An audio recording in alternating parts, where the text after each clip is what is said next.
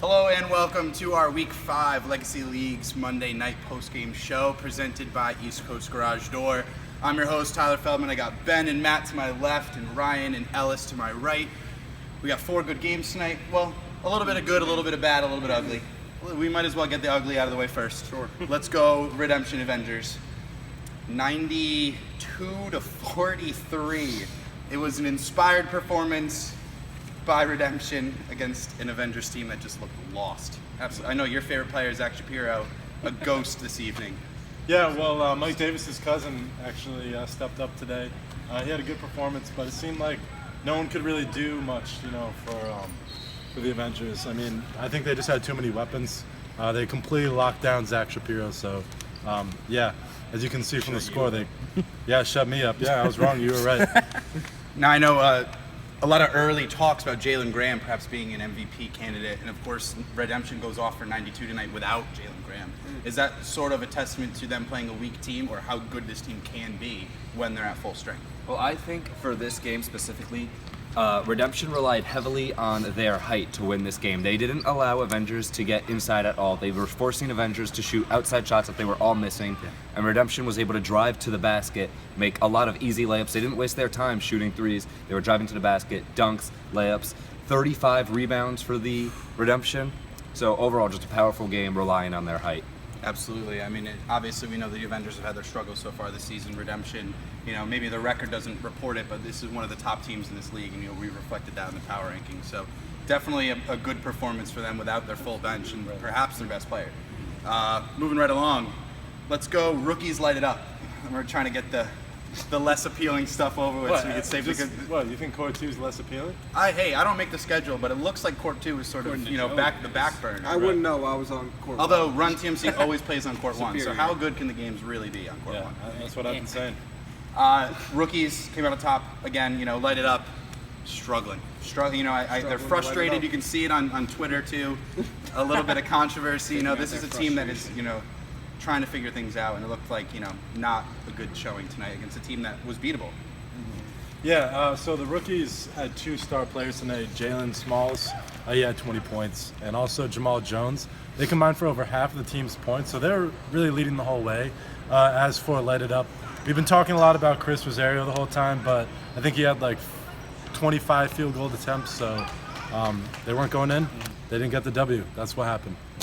Yeah, I know he's obviously a talented ball player, but of course, if you're asked to shoot that many shots, it's tough. You got to force your offense as opposed to letting it come naturally. He's stranded on an island. Right, of course. That's a team that could really use another scoring option, and it's obvious. Yeah. Now, obviously, you mentioned Jalen Smalls, who was an all-star last year.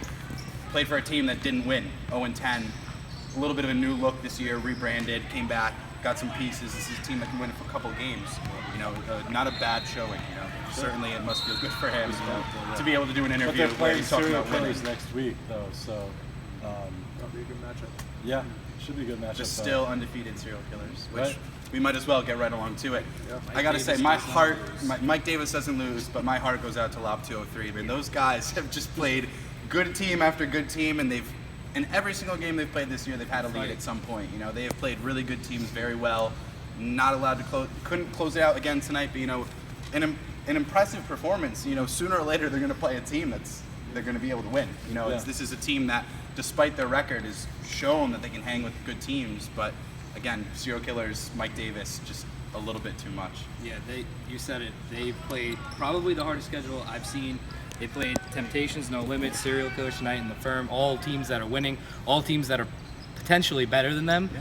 But they were leading at halftime. Andrew Martino was having a big performance. I think he had 15 points all behind the arc in the first half, and he really carried them through the first half. And then the second half, Serial Killer started trapping at half court, and they just didn't have the ball handlers to handle it. Mike Davis took over a little bit like he usually does, and that was basically the end of the story. Yeah, Lob 203 just couldn't seem to get any offense going once they started that press. Mike Davis and what's Justin Thompson? There you go. Both trapping really hard, making a bunch it of difficult for turnovers. Lob 203 to get. And then they going. actually made a lineup change in the second half. Tyron took Mike Davis off of the Nick Perry line and put him with himself. And I don't know what it was, but it was a big chemistry click. It just totally threw them out of rhythm. They couldn't get any stops on defense after both that. teams for the Syracuse were playing well. That seems to be the Perry line was playing well, and the Davis line was Definitely. playing well in the second Lob half. 203 seems to have trouble closing the game. They come out with a strong start. They played a really great first half. They weren't able to keep it up in the second half. I wonder if it's a I fatigue feel thing. as if it's the ball handling. They got trapped, and they need a guy that can get the ball over half court and distribute, as opposed to guys that can. Right, their offense is sort of conducive to them running, Exactly. and so when they're forced to sort of slow it down and play in the half court, that's when They they're don't have a guy to exposed. Right, of facilitate. course. And of course, you have a guy like Mike Davis coming to trap you. It's tough. It's tough. Can't do anything about it. So again, I'm not sure who they play next week. I got to do my homework, but I hope that they can rebound. It's a shame. They watch them play good basketball, and every week. It's tough, but it's My heart goes out to them. yeah. You They got to can show easily some be- resolve. They easily can be a pull 500 team. absolutely. Joey absolutely. screwed him. That's all I gotta say. Yeah, it's commish. He can. All right, here we go. Game of the night: Monstars, No Limit. Perhaps the best game we might get all season in terms of matchups. Number 1 and number 2 in the power rankings. Perhaps a final score that might surprise some people. Yeah, I think I said to you right before the game started, I don't know who's going to win, but it's going to be at least 10 You did points. say it was 10 and it ended up being And 12. it was 12. And in favor of No Limit, of course, they played with a huge chip on their shoulder tonight. And you could tell how bad that they wanted to win this game. Terrell came into this game pissed at something. I don't know what it Maybe it was. was me for taking. I guess it might have taking been you, Monstars. but he had 30 points and he absolutely dominated the game offensively and defensively.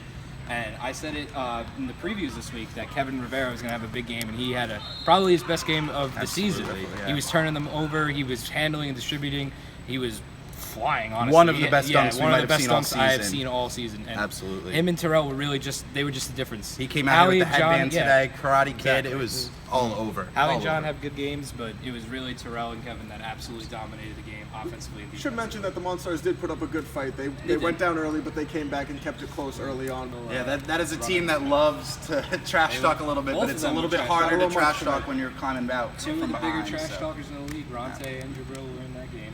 Fun, it was And then fun Reggie game to had watch. 29, a quiet 29. No one's going to talk Yeah, about quiet. it. He had 29. Quiet 29. Quietly dropped 30. Right. Look, again, these are two teams that we expect to go down the stretch, and hopefully we'll be lucky meet- enough that could we meet can at the see them. summit. Right. Both teams fast. So this play was very, very a good fast. teaser at the midway point in our season to sort of get a little look at two of these top teams. Of course, as always, this is only week 5, night 1 of 2. So we got 4 more games ready for you tomorrow night. Again, 9 o'clock and 10 o'clock. As always, I'm your host Tyler. For for Ryan, Ellis, Ben, and Matt. Oof, man, I'm rusty. We will see you guys tomorrow night. As always, at Legacy_Leagues for Court 1, at Legacy_Leagues 2 for Court 2, Instagram, Facebook, the website, thelegacyleagues.com. You know the deal. You know the deal. We'll see you tomorrow.